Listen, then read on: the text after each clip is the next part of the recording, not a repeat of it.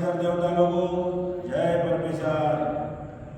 भाइयों, अनोखदास जी महाराज के मुंशी और मुलाजिमों, और मैं हिंदुस्तान के प्रधानमंत्री, गृह मंत्री और विश्व के बड़े बड़े नेता को ऐलान करता हूँ कि व्लादिमीर पुतिन, जेलेंस्की और अपने अमेरिका के राष्ट्रपति, इन सब को मैं आह्वान करता हूँ किताब जगत हित के माध्यम से कि विश्व में जितनी भी खराबियाँ और कम उम्र में जो मौत होती है, जो भी आतंकी है, भूकंप है, जो भी बुरा होता है, उसके जिम्मेदार हिंदुस्तान के सौदागर बनिए लंका के ढेर है।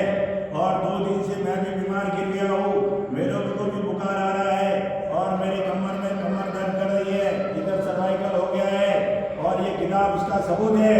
और इस किताब के माध्यम से जितने भी बीमारी दुनिया में चल रही है, उसके जिम्मेदार हिंदुस्तान की सौदागर बनिए लंका के ढेर है। ये साधु अनोखदास महाराज किताब जगत हितानी कहती है, तारीख 17 अप्रैल 1909 जब वैशाख भारत सब पूरे विश्व के बड़े बड़े नेता मिलके इस किताब का इंसाफ कराओ, वरना एक दिन दुनिया समझेगी आप लोग को भी भागना भारी हो जाएगा। इसके लिए भाइयों, इस किताब को जन जन पहुंचाने का और विश्व के बड़े बड़े नेताओं से अर्ज करता हूँ। साधु अनोखदास जी महाराज अर्ज कर रहे हैं कि इस किताब को पढ़ करके इंसाफ करो, तब हिंदुस्तान में बैठे चोर पकड़े जाएंगे, वरना कोई पकड़ा नहीं जाएगा। आज दुनिया बारूद के ढेर पे बैठी है, कोई सोल्यूशन नहीं है।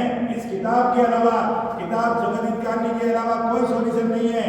और मुझे भी 2 दिन से बुखार आता है, कल उठ के कुछ ज्यादा हो जाता है, तो मैं ये दुकान को बोल रहा हूँ कि अगर मेरे चलने की अवस्था नहीं होगी तो जिधर सदरोबा को जिस मंदिर में लेके गया था उसी मंदिर में मुझको डाल देना, क्योंकि मुझे मरना तो ऐसे भी है।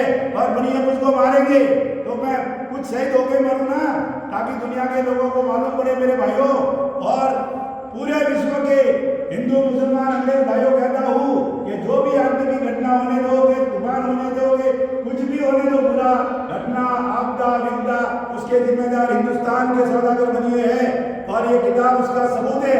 जगत हितकारी एक बार पढ़ के इंसाफ करो मेरे भाइयों, दुनिया में अमन शांति कायम हो जाएगी। कोई किसी की चीज को लेना पसंद नहीं करेगा, दुनिया में सुख ही सुख हो जाएगा, सतयुग हो जाएगा, कोई किसी को नहीं मारेगा मेरे भाइयों। जय परमेश्वर, जय परमेश्वर। एक बार फिर कहता हूँ भाइयों, मुझे कल से बहुत बुखार है और मेरा कमर भी दर्द कर रहा है और इधर गर्दन भी दर्द कर रही है। मैं बहुत परेशान हूँ इस बीमारी की वजह से। और ये किताब जगत हित में इसका प्रूफ है। अगर इससे ज्यादा बढ़ता है तो मैं कह रहा हूँ सभी मुंशी और मुलाजिमों को कि मुझे सतरोबा के मंदिर में लेके गए थे, उसी जगह मेरे को डाल देना उधर मेरे भाइयों।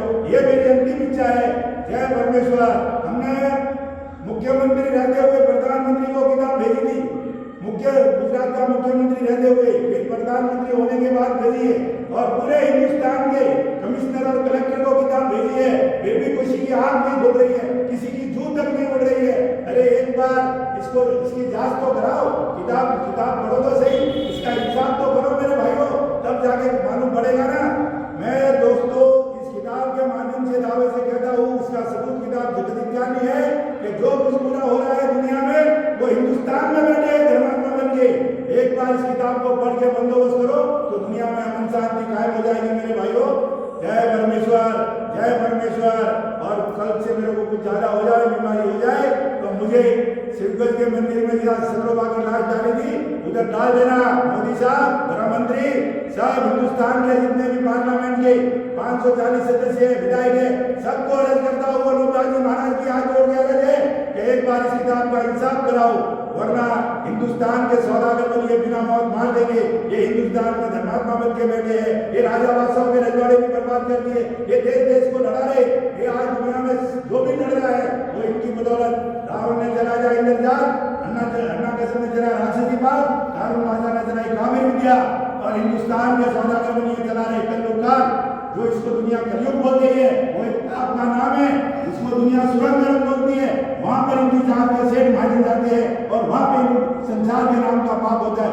जब वो पाप आगे इधर लगता है मेरे भाइयों, जय परमेश्वर, जय परमेश्वर। इस किताब का इंसाफ कराओ, इंसाफ करने से सब मालूम हो जाएगा। जय परमेश्वर, जय परमेश्वर, जय परमेश्वर।